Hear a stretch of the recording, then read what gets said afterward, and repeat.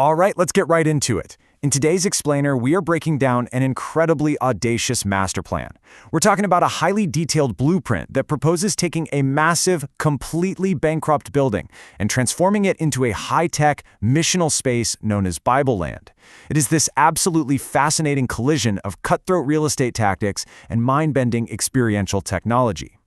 We have a lot of ground to cover, so here is the roadmap for decoding this blueprint. We'll start with the retail apocalypse, move into their NPL acquisition strategy, then look at zero-cost reverse engineering, hyper-gap immersive tech, the 365-day dynamic system, and finally wrap up with virtual preemption and globalization. So, let's kick things off with part 1, the retail apocalypse. Our inciting incident here is basically a triple threat that is just destroying physical commerce right now. You've got e-commerce giants, delivery platforms completely killing traditional nightlife, and an AI revolution that's rapidly evaporating the demand for office space. It perfectly captures the core conflict of our era. The functional laws of physical spaces, the atoms, have been entirely overridden by digital bits. Because of this massive shift, we're seeing record-breaking vacancies in huge commercial buildings. And it doesn't even matter if they are in old downtowns or shiny new planned cities. The old real estate mantra of location, location, location, it just doesn't apply anymore. 90%. Just let that number sink in for a second. That is the staggering vacancy rate at their exact target location, the Cheongna Jesil M complex. Now, this place is sitting right in the center of an international city with amazing accessibility from the metropolitan area. But thanks to sky-high initial sale prices and anchor tenants like supermarkets and movie theaters pull it out, the property is an absolute financial ruin. It's essentially just a gigantic block of non-performing loans, or NPLs, meaning the debt on this massive property is entirely in default. Moving on to part 2. The NPL acquisition strategy. Now, this is where it gets incredibly cutthroat and heavily calculated. They aren't just walking in and making an offer today. No, the plan boldly proposes a deliberate 3-year wait. They are literally just going to let the property sit there, they'll let the market dry up completely, allowing the property's value to plummet, essentially down to the price of scrap metal. They are waiting for a very specific moment, this 3-year threshold, where the creditors just unconditionally surrender. That opens the door for a bulk non-performing loan buyout where ownership manipulation is totally off the table. By playing this waiting game, they plan to scoop up the entire building for under 10% of its original construction cost. To put that into perspective, that's roughly 25 to 30 billion Korean won. And here's the kicker. Because abandoning a building for 3 years doesn't actually ruin the core, rust-resistant electrical and HVAC infrastructure, they completely avoid a full system replacement. Instead, they just run a precision overhaul for about 5 billion won. So they capture this massive metropolitan complex for a mere fraction of what it cost to build. All right, part 3, zero-cost reverse engineering. Demolition costs can absolutely tank a project of this scale. It's usually a complete nightmare. So to avoid that structural cost hell, they don't fight the building, they use it. Down in the basement, the existing kitchen pipes are repurposed into a smart farm and food area themed around the Forest of Eden. On the first and second floors, instead of knocking down walls, they take those cramped maze-like corridors and turn them into a narrative-driven escape route that mimics the historical streets of Jerusalem, Joseph's prison, and Paul's Roman cell. And honestly, this is brilliant. Up on the third and fourth floors, they take the sloped, tiered floors of the abandoned movie theaters and install 4D domes and surround sound media art halls. They don't have to pour a single new foundation. It's pure architectural genius. You don't force the building to fit your design. You fit your design perfectly into the bankrupt building's surviving skeleton. By embracing these physical constraints instead of destroying them, they drive their demolition costs down to absolute zero. Which brings us to part 4, hypergap immersive tech.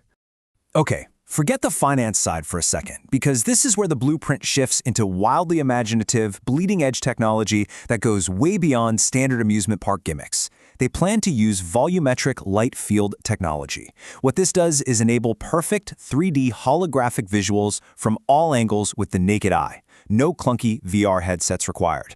The document specifically mentions using this exact tech to create a burning bush that actually holds physical volume in midair, which is designed to instill a profound sense of awe. And then there's fluid dynamics control. They call it the air hydrocrisis system. Imagine standing in the middle of the Red Sea. They use high-resolution LEDs on the walls while pouring dozens of tons of real, physical water down like a waterfall. But, and this is wild, using high-pressure directional air jet nozzle algorithms, they create an invisible air wall. So you actually feel the cold mist and the intense physical pressure of the rushing water, but you remain entirely dry. And they don't stop there. They've mapped out a trackless smart arc ride that actually navigates between the basement pillars. It uses gyroscope algorithms and a 3-axis motion base to simulate the physical rolling and pitching of rough seas. To push the immersion even further, the climate control system pumps in highly specific scents: dry hay, livestock, baking rye bread. They even detail a 4D indoor high-speed drop seat that mimics Samson's temple collapse, completely synchronized with physical dust winds. The stated goal in the blueprint is, quote, to make the hearts of non-Christians freeze.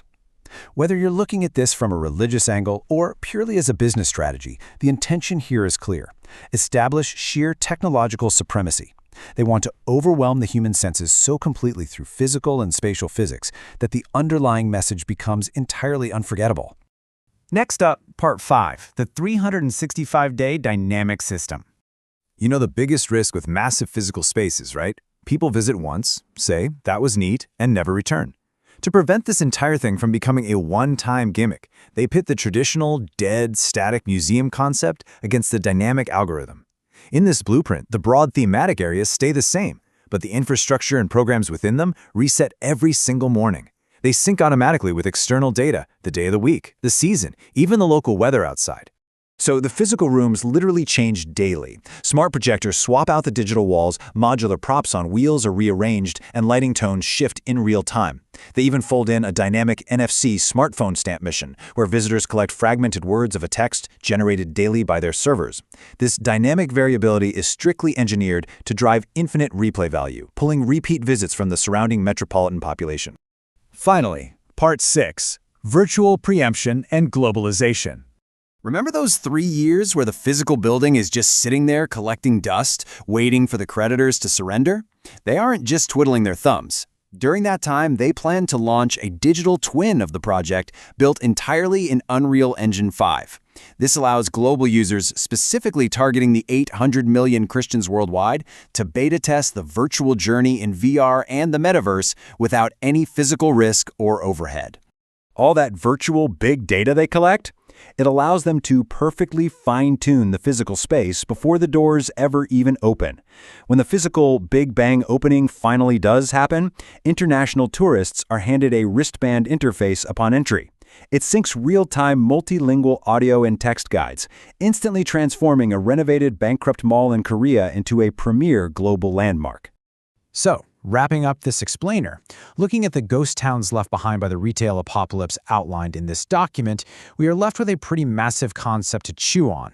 You really have to wonder, is this audacious fusion of distressed finance, structural reverse engineering, and hyper-immersion the ultimate blueprint for saving the future of our physical spaces? It absolutely changes how we look at an empty shopping mall, that's for sure. Thanks for joining me on this one, and keep questioning the spaces around you.